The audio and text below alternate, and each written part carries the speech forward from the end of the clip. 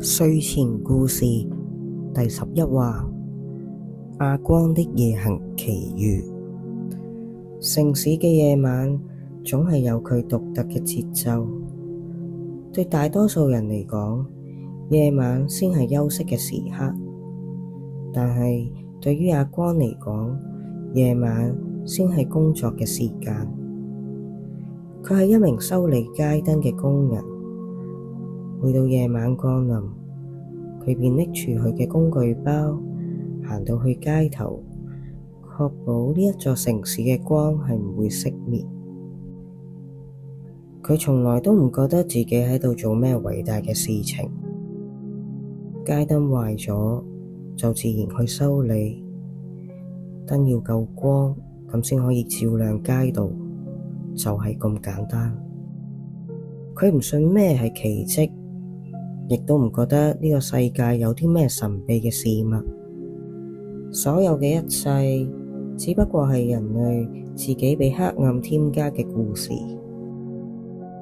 今晚佢接到一個修理通知，某條路巷嘅街燈又再次故障。呢條巷總係唔安分，燈總係閃爍，仿佛好似有冇股力量唔願意畀佢穩定發光。阿光走入呢條巷，呢度比佢嘅記憶中更加寧靜，空氣裏面甚至帶住一絲異樣嘅寒意。佢拎起工具包，準備開始修理，但係突然見到地上面嘅影子，似乎唔係好對勁。影唔應該係咁樣喐，但係佢就好似活生生咁樣喺地面上悄悄滑動，朝住巷子嘅深處退縮。阿光感到不安，佢唔敢周圍望，只係低下頭繼續工作。但當佢擰緊螺絲嘅時候，忽然佢聽到一把微弱嘅聲音。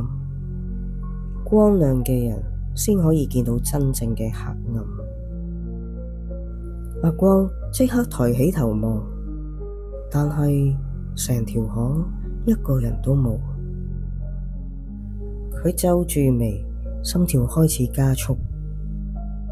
佢突然之間諗起曾經聽過好多嘅陰謀論，有啲人話政府操控光線，等人哋睇唔到真正嘅世界。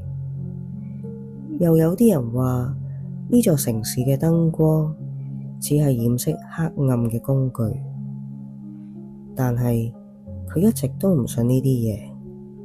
佢只係做好自己嘅工作，修理好啲燈，等街道變得光亮。佢搖一搖頭，繼續工作。終於燈光穩定，佢長嘆咗一口氣。正準備離開嘅時候，地下突然多咗一張相。佢執起咗張相，相入面嘅畫面有啲模糊，但係隱約可以見到係一位老人家微笑住咁樣坐響街燈下面，而相嘅後邊寫住同一句說話：光亮嘅人先可以見到真正嘅黑暗。阿光呆咗，佢從來都冇見過呢一張相，亦都唔認識相裏面嘅老人家，但係內心就湧起一種奇異嘅熟悉感。呢一種感覺好奇怪，就好似某種被遺忘嘅記憶喺夜色中浮現。就喺佢準備離開嘅時候，呢條巷嘅深處閃過一道微弱嘅藍光。呢一道光唔屬於街燈，亦都唔屬於霓虹，而係某種懸浮喺空氣中嘅光圈。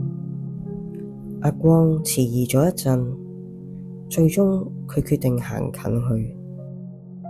佢一步一步靠近嗰個藍光，心跳都開始加快。佢伸出手，試圖觸碰。光圈微微顫動，空氣中升起一股溫暖嘅氣流。阿光忽然覺得好安心，冇恐懼，冇黑暗，只係有一種講唔出嘅熟悉感。佢笑咗一下，喺度諗，或者呢個世界真係唔係佢想象中咁簡單，或者奇蹟一直存在，只係冇人願意去相信。藍光慢慢消失，呢條巷又回復寧靜。但阿光知道呢個夜晚真係唔同。佢收拾工具，踏出呢條巷。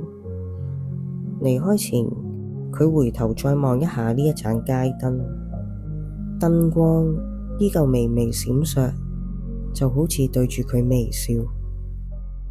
佢冇同人哋講今晚發生過嘅經歷，因為佢知道就算佢講，都冇人相信。